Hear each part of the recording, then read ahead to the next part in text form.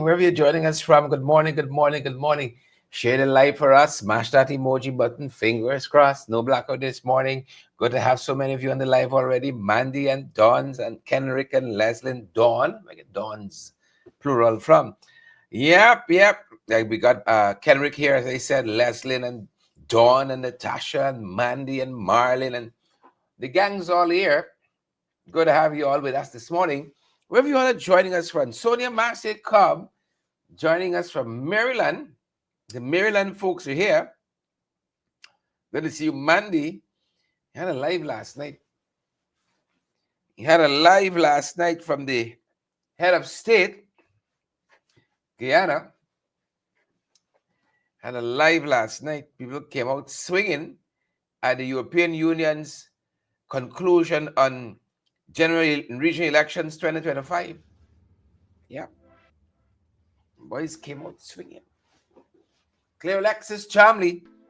I told you all the people give me the fire extinguisher, the ball for a reason.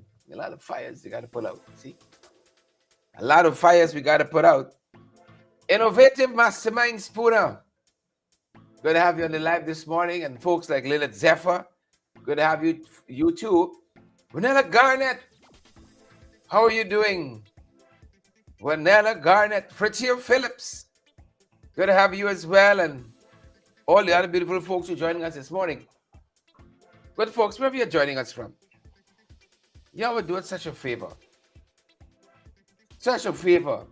Not if you send a contribution to keep us going.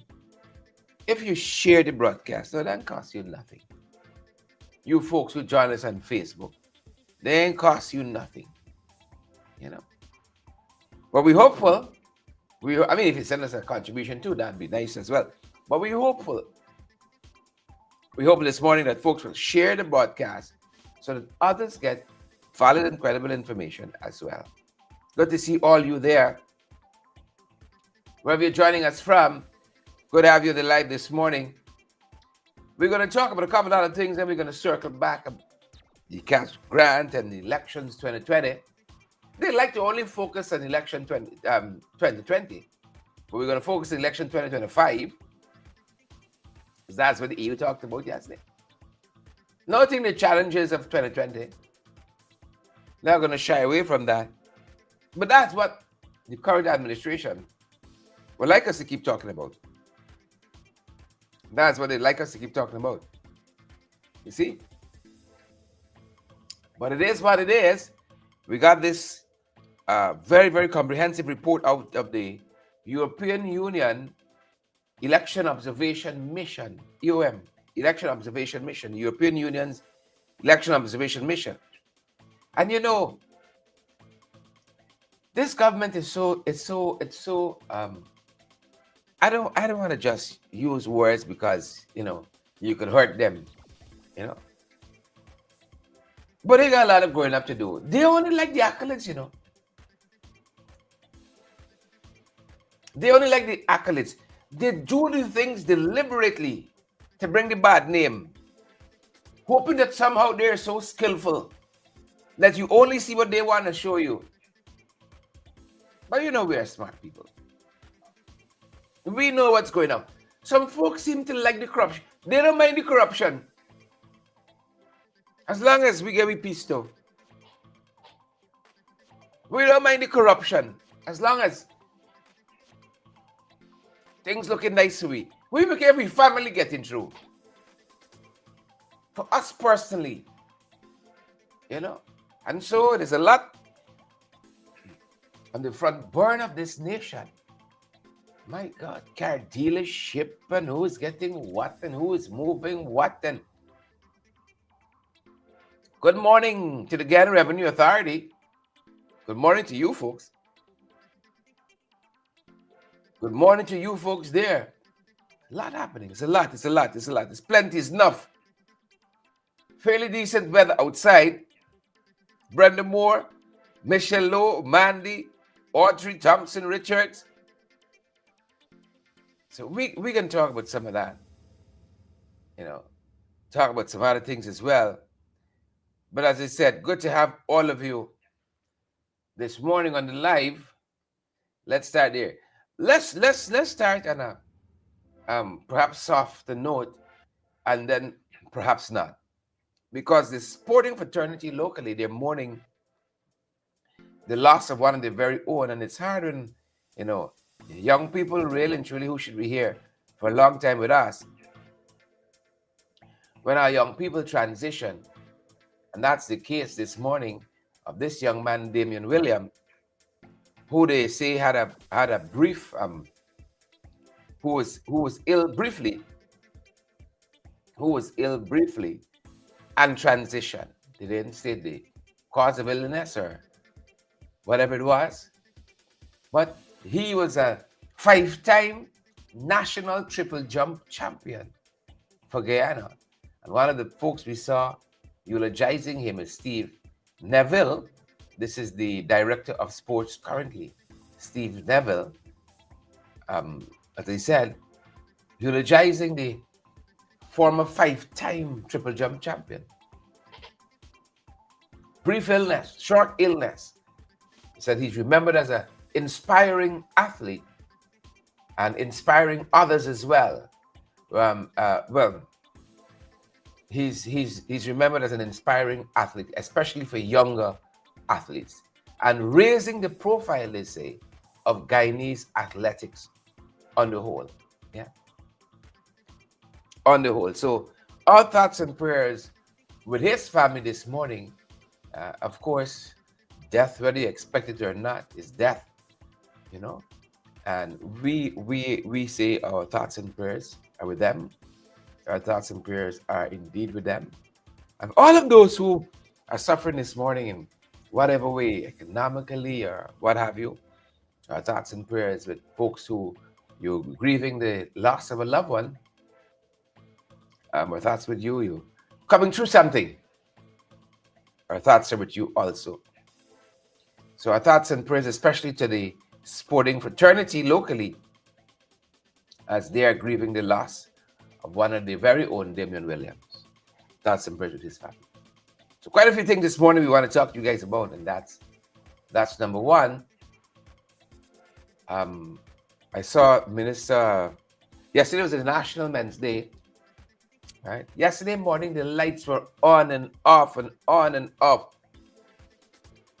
And by the time we decided we were going to dance between the raindrops of the blackout, it was off for a long time. And so it made coming to you folks impossible. And we apologize for that. Yesterday was also International Men's Day. It was also International Men's Day. Happy International Men's Day to all the men out there. Didn't get a chance to say it to you yesterday, and we know because of who we are. Those of us who try to be responsible and what we do every day should be a day to celebrate men. So we take it today as well. That's the point I want to get to. We take it to today as well. We take it today as well. So thank you very much to the ladies who, no doubt, by the dozens are saying Happy International Men's Day. The comment, no doubt they're in the comment, all the women saying Happy International Men's Day, no doubt. But it's only we hold with breath. This is what part of being part of gender is about. It's a thankless job. Most of the time. It's a thankless job. You know how. We just move on. So we saw the Minister of Human Services yesterday, among others, urging that Guyanese society challenge cultural norms that, for instance, belittle male victims of domestic violence. Right? Men feel stigmatized because you're getting beat up by your wife. But I think it takes a strong man not to be beat up by your wife. If you're pushed and shoved and so on, not to retaliate by equal measure. That's a strong man to walk it off. Walk it off. So the minister was saying that we gotta change that. You go to a police station, you're afraid that people might laugh you. They might actually laugh you too. You got your wife pity you. You got your wife shaming licks. We got to change culture now. We got to change it. Right? We got to change it. And the other side is equally true too.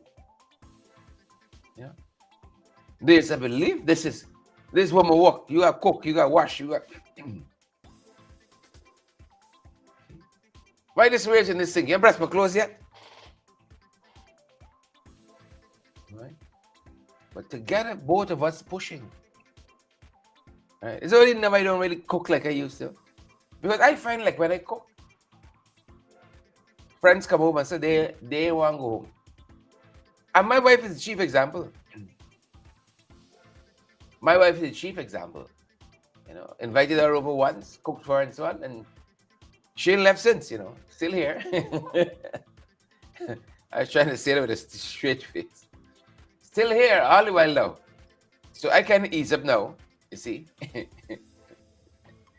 I kind of ease up now, you see. Eva Wolford, Bascom, Sharon, Eva, Maud. Started out as friends, cooked for her once, and here we are, these many years later, Those people come and spend a weekend, 4 months later, they still. So ease up now, But I have no problem. You ask my wife, sweeping, scrubbing the bathroom, mopping the floor, washing the wares. Things I do predominantly. Take out the garbage. Cooking and the laundry don't find me so. So they created the washing machine for purpose. Half the problem solved. Right? When you buy it, half the problem. You solve half the problem there. Every now and again. But everything else. Right? Everything else. The cooking, not so much. The laundry, not so much. You see, everything else. Is much. much.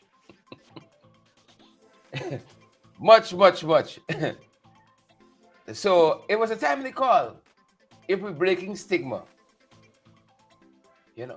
Because sometimes you and trim back and you and pelting back punches and people might say, oh, well, I got it here. Then every time now it become a habit. You go to the station, you say, Sarge. What do people say when you go to the station? Sarge. The old girl beat me again tonight. Sergeant, them boys laugh you. How we get people help like that? Hmm? How we get people, how we get help? You go to welfare. You go to welfare as a man and you said, I got the kids. This lady ain't coming full. Every night she in the club. Hmm? I got the children. We separate. There's only one side thing is pay. What is it called? It's not welfare. It's child welfare. Whatever it is. It's only one side. It's only.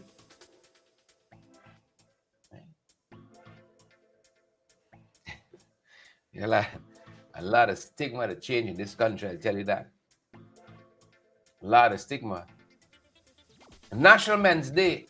I didn't see so many greetings on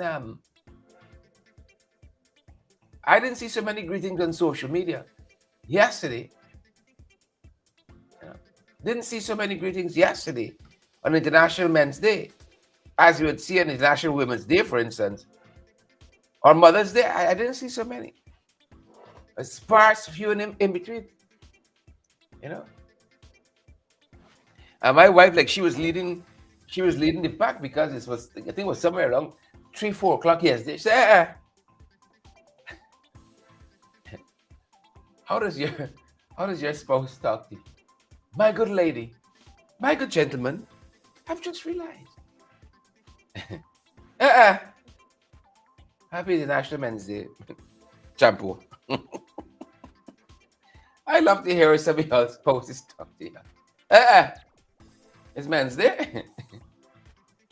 You know, you don't get a pancake, you don't get a slice of bread. They even worry with the socks at the tie now. It's a thing. All right. Take a Chinese food, man. Take a Chinese food. But we gotta break stigmas. That's what we're thinking now. Just give you some lightness in between. You see? I'm trying to figure out what's happening with this Maeve school. I'm trying to figure out what's happening with them. You know, up, down, up, down. City Hall say one thing. The community saying one thing. You know what I wish? I wish we could sit down and trash it out. City Hall, housing, and the Maeve school, and find a way for it. Personally, I tell you this, I'm not in favor of Maeve's occupying the ground. The ground is the ground. And temporary in this country got a way of becoming permanent. Temporary in this country got a way of becoming permanent. Think about your fun. You know, do we ever know these days when they're swearing in the Prime Minister to act? Don't they even swear in the Prime Minister to act when the President is overseas now? Because this is a government, they buck so many conventions. They buck so many conventions. You see where you sell it for less. So I saw the latest was that City Hall had granted permission for the school. The residents there, this is Bryanville, were still very adamant. They don't like the idea. And even though some prefab containers and all that, they think this looks unsightly on the ground. That's my personal opinion. But the residents are very much opposed. And I feel for them. You know, I with them. And now the ministry is saying that they've ordered a stop to that construction there. I hope that's what they're telling us. You know? Yeah. They've ordered them to cease the construction of the prefabricated structure on the Farnham ground. They've said that no planning permission had been granted. Right? The owner, in return, has said that he's never received the letter that the temporary structure was already completed before the notice. And now there's a lot of story because you know they got some implications here for they said Malik Chan owned this school and Malik Chan's sister owned this school and but in the interest of the citizens of this country, right? I wish the ground, the residents, the school, those with an interest with this ground, and find a way forward. You tell me, you gonna piece of land, no place else. No place else. Right? That's my fear. Because we've seen it too often. You give people an inch next to the school battling for the ground. It says their ground now. Right? It's their ground. But I hope we find a way forward because it's not looking good. It's not looking good. It is not looking good. Who knew what, when, and all of this? It's not looking good. And something tells me more in the matter than on the pistol. I like being Guyanese. I love it. You could say a simple thing like that, and you all know the whole thing top to bottom. More in the matter. You could imagine telling your spouse, your foreign-born spouse, British, American, what is a matter? What is a matter? More in the matter. What do you mean by that? See, that's our own unique language there for you, man. More in the matter. Because like I said, there's a lot of chat out there. Who owns this school? Who has an interest in this school? And some of you might got your kids here. You know what I'm sorry about? This school seems to always be in the news for the wrong reason. Always seem to be in the news for the wrong reason. And I wish they would sort that out. I wish they would sort that out. The other day was the fact that the school is now split in two. Somebody got peace over, sir. Somebody got peace over, sir. And now the ground. All right. I hope they find a way forward. I hope they find a way forward. Right? I think you should listen to the residents there. It's their ground. It's a community ground. Not the school ground. The ground belongs to the community, of which the government, city hall, whoever it is, they are the custodians. They are the custodians. But again, so much is out of whack in this country. And because the administration don't like systems, people don't like systems either. Because in some places, you dare not move a brick before you get the requisite approval. You dare not move a stone before the requisite approval comes. You dare not. But here, and that is why some folks are coming and they're trying to take advantage of us. Advantage of us. Some countries, trucks and so on, your weight limitation, they dare not go ounce above that. People comply with the law. The minister, Juan Edgel, recently, saying that quite a few of the trucks are complying with the weight limitations.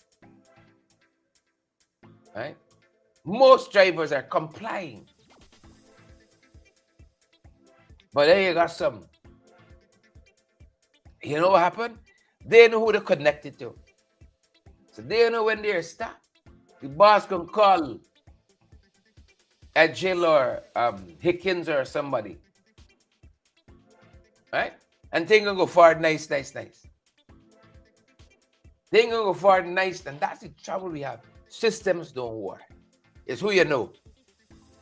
It's running. It's like some of the comments I hear finally making with this Lambo case. Lambo Flambeau. Same man went in the chat as an interlocutor, an intermediary, a facilitator. Same man. We come into that in a bit. We come into that in a It bit. appears you may be looking for information about systems thinking or how to find systems. We come into that in a bit. Right? We can get it right. We can get it right. Quick, fast, in a hurry. We can get it right. You see? We can get it right. I see also on the same tenor, same Agile was rebutting some comments made by our sister Annette Ferguson, rebutting some comments made by Annette. Annette was making the point that this Thomas Land Road project taking a long time, man. Agile said the contract was for 12 months from November of last year. I think November 25th. So he said they're still in the contractual period. We got 5 days remaining. He said it's still in the contractual period. That road doing a long time. A long time. And you know, from the Camp Street entrance, if you guys have been following, from the Camp Street entrance, right, of that very road, that was done by about 6 contractors over the last 5 years. Somebody did it, got back into a state of disrepair. Somebody else take it over, it fall back down, back and forth. They're further up the street now. They're further up Thomas Road, Thomas Lands Road. They're further up the road now. And of course, because they're working there, commuters can't use the road. Commuters can't use the road. It's taking a long time. Right? He says it's within the contract. Well, let's see what we do in the next 5 days. Big Sahib, let us see what happens in the next 5 days. He can come back and say another story. You know they're not project oriented. It's the Wild Wild West. It's corner shop show day and night. Day and night. So we're watching to see where this goes and how it goes. Right? They said the ministry is about to meet with contractors to ensure timely completion. Yeah. We wish them well. We wish them well. We don't see it happening. You see? But we wish them well. Like he said, last evening we saw the President Arfan Ali took to social media. You know what I can't understand is how they're so ad hoc. Ad hoc. What he should actually have is actual press conferences. Actually, press conferences. Make these statements and let journalists interrogate. Because on this very issue, businessman and Win Party leader Asad Mohammed said he alleges Irfan Ali facilitated the clearance of the Lambo. And so to hear Irfan Ali, who has an interest in this matter, ridiculing the judgment recently of Justice Gino Prasad, I was like, wow. He has an interest in this matter. He was in the WhatsApp saying, I can take care of it. You don't bother. Done. Don't be want to flan the authority. Done.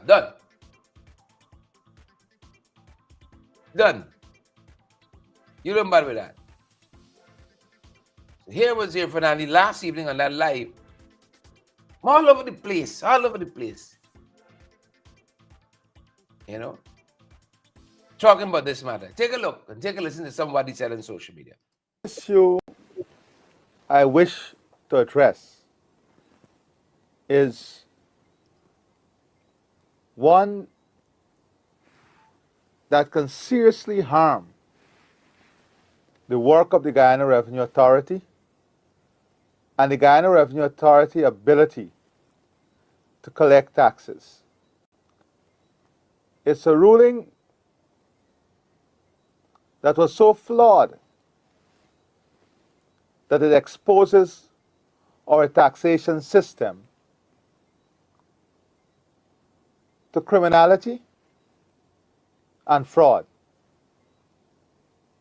For a matter of fact, the ruling of Gino Prasad is viewed by many professionals as one that can incentivize the falsification of documents. There is something that is called post-clearance. There is something in post-clearance that inherently deals with the verification of values and the ability of the Revenue Authority after verification to apply the right taxes. However, I am pleased and the government welcomes the recent and highly consequential decision delivered on the 17th of November 2025 by Madam Justice Roxanne George in the matter of Janjen Yu and Guyana Revenue Authority. Justice George's ruling brings clarity to an area of significant public importance. The authority of the Guyana Revenue Authority to conduct post-clearance assessments of imported consignments. Her judgment is compelling, meticulously reasoned, intellectually rigorous, and firmly rooted. Indeed, it is upholding the rule of law. In both statutory interpretation and the practical necessities of modern customs administration, it stands as an exemplar of judicious thoroughness, demonstrating a deep understanding of the customs framework, the evolution of trade facilitation practices, and the responsibilities of a revenue authority charged with safeguarding the state's fiscal interests. Yeah, some of what was said last evening in that live on social media, some of what was said clearly. I'm not too familiar with that script and stumbling along. But I said what was interesting is that this is still a live matter for all intents and purposes, as I think the Revenue Authority says it's going to appeal the matter. So it's still a live issue. So why is the president commenting on this? Why is he commenting on it? And more so, when he was a party in there too, in the chats, as alleged by Asruddin Mohammed, facilitating the clearance of the Lambo and God knows what else, and for whoever else.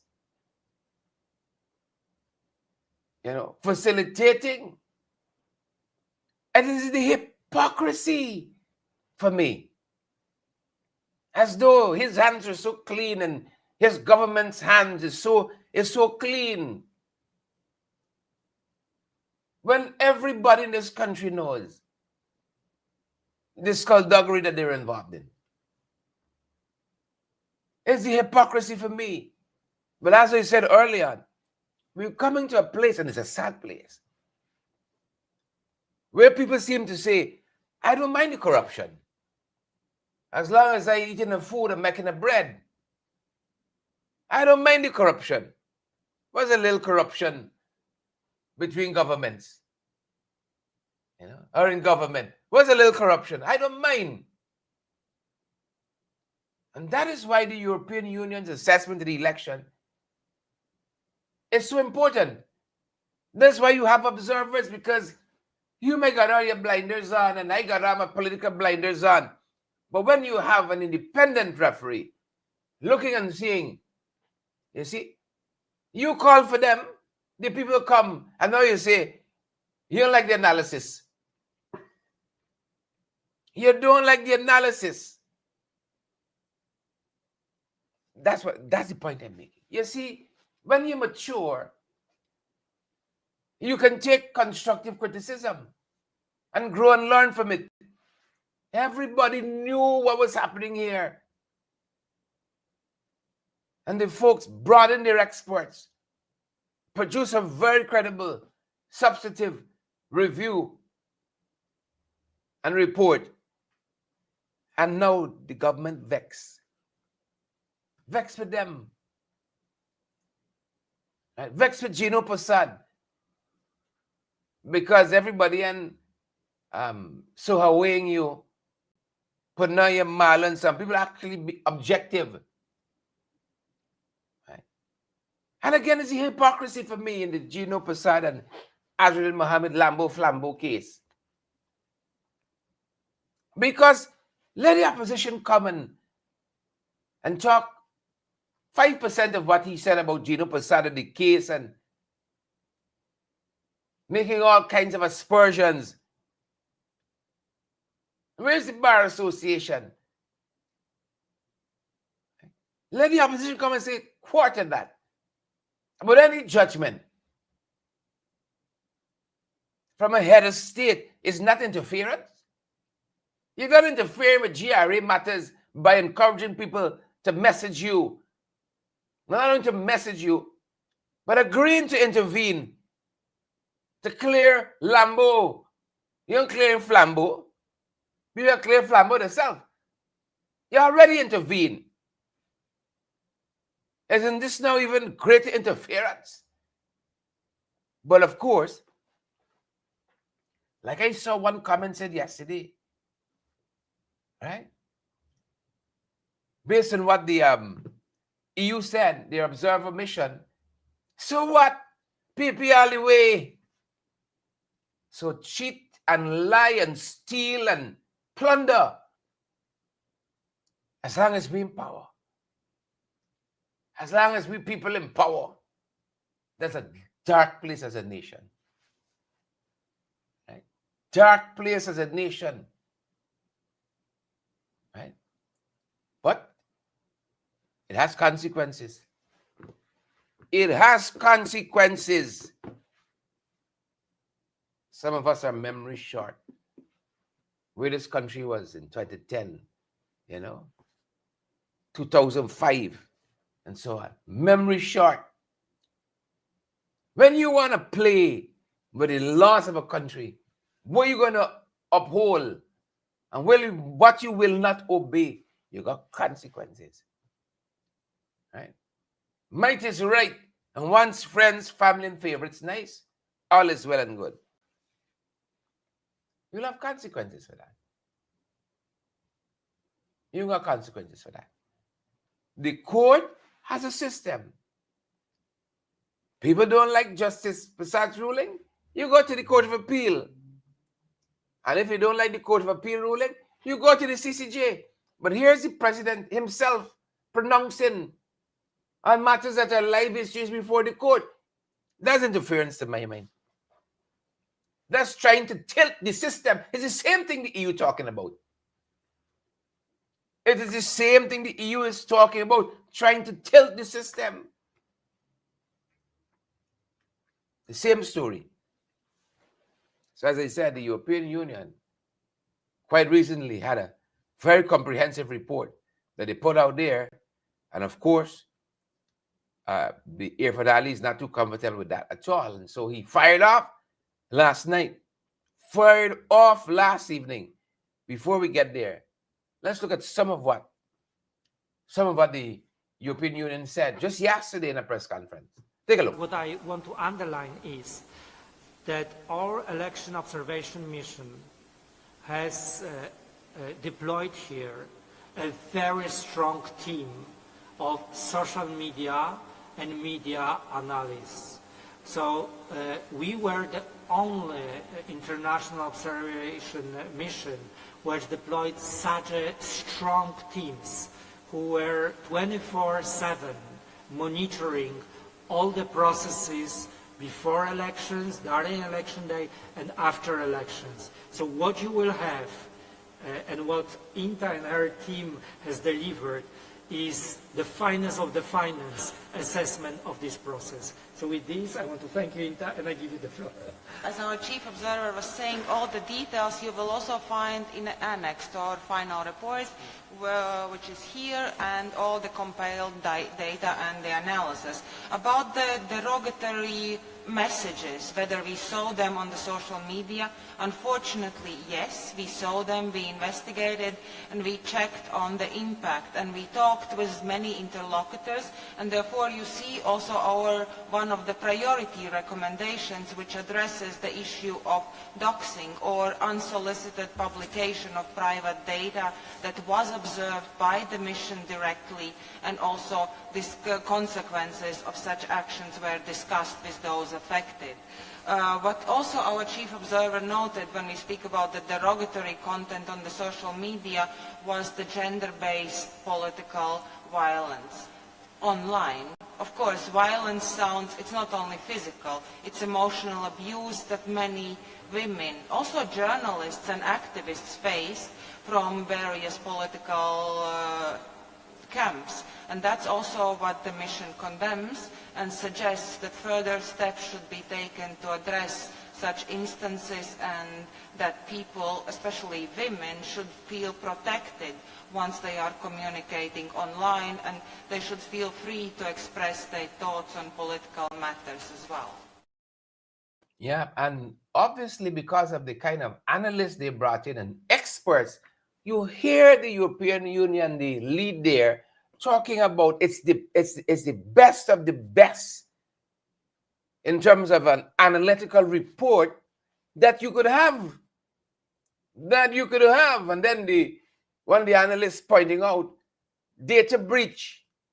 But I heard Irfan said something last night about data and all the parties doing it. I said, what? But even if all the parties were doing it, hey, make it right. Even if all the parties, I know all the parties didn't do it, but we didn't do it. It does not make it right. Here's some more of what the EU Election Observation Mission said in that presser yesterday. Part of this rhetoric related to the reported use of US sanctions against the Win presidential candidate. Those includes restrictions on travel and banking services, as well as the closure of accounts of Win members. Still, most contestants were able to campaign freely. At the same time, we received reports of opposition parties being denied access to some public venues and facing obstacles in certain indigenous villages. There were also some accounts of pressure on civil servants and part-time government employees, including transfers or demotions linked to political preference. There was not always a level playing field in the campaign, and it was also affected by advantages of incumbency. We noted that government inaugurated a large number of public projects during the campaign, while state media and government-run social media channels were also used to amplify campaign messages. This again blurred the line between state and the party. Campaign finance rules remain underregulated and outdated. While the law sets expenditure ceilings and requires the reporting of expenses, limits are no longer realistic. Enforcement is weak, and permissible categories of spending are narrow. There are no provisions for online campaigning, third-party spending, or sources of donations, including foreign funding. In view of those gaps, GCOM also lacks the capacity to oversee compliance effectively. The media environment was vibrant but highly polarized. State-run and many private outlets strongly favor the ruling PPC party. limiting voters' access to balanced information. Independent media, so important and vital for democratic society, offered more pluralistic coverage, but overall reporting was shaped by partisanship and tensions between media and political actors. There are no rules for equitable access or balanced campaign coverage. The online information space was vigorous but often antagonistic, marked by manipulative content and driven by a small number of influencers and digital media closely aligned with the main political forces. Legal gaps enabled the misuse of voters' personal data for political purposes. But positively, some digital media and personal pages provided non-partisan information, helping voters make a more informed choice. Yeah, that was the lead for the EU, walking through some of those issues in the report that was put out at the press conference was yesterday. They've been meeting with political parties, meeting with stakeholders on that 2025 election report. And the press conference was held yesterday. Here was President Irfan Ali last evening, firing back at the EU. You know, I don't know about that analysis and, you know, all they want is the kudos. Oh, y'all got a vibrant democracy. Oh, Ali, y'all have done well and y'all have brought back democracy. And the EU is not towing that line of free and fair elections. Right? They might not have stuffed the ballot box, but they created all these systems to give themselves an unfair advantage. And that's rigging. PPP. Here's Ali firing back last night. This report lacks analysis. Because if they went back to the 2025 budget and the 2024 budget and our manifesto, they will see that every single one of the social program was alluded to. That we made commitments that we kept and surpassed. And as president, I made it clear that as we surpass commitment and based on revenue projection, that we are going to give back more to the people. That is not an incumbency advantage. That is delivering. So the analytical aspect of this statement points to the inexperience and points to the fact that it has no basis in the reality. And then personalized calls to cash grant beneficiaries. It is a fact that persons receive calls from all political parties. Not only the incumbent, all political parties. This is not an incumbency problem. We have a responsibility to speak about our success. And that was President Irfan Ali last evening, firing back at the EU. No, I think it might be Irfan who's the person with the analysis problem. I think it may be him. Because, for instance, how would the other parties get the information, the phone numbers of the person who received cash grants? How would the PNC get that information? How would the WP? You know? How would Ford Ghana Movement or Win Party? How would they get that information?